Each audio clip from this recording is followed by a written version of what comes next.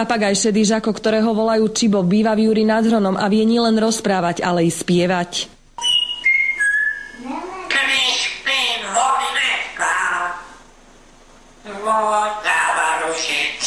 Papagaje sa dokážu naučiť rozprávať, ale vždy iba niekoľko slov. Čibo je však úplne iný. Dokáže okomentovať úplne všetko, čo sa deje v rodine Kišovcov, v ktorej žije.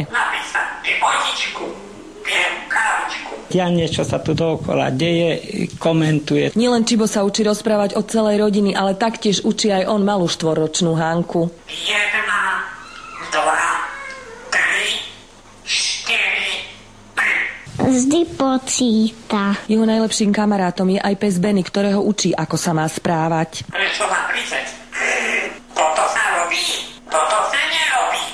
Rodina ho berie ako ďalšieho člena a preto nemohol zostať ani on na Vianoce bez darčeka. Bez neho by sme nemohli byť. Všetkým vám praje v novom roku iba to naj. Prajem vám veselé Vánoce a nový rok. Z našej kamery bol napokon tak unavený, že vždy slušný Čibo nás pri odchode doslova zaskočil. Ahoj, Čibo. Pakuj do Pred televíziu Joj Diana Pavlísová. Ja ti tu zastrelím, okej?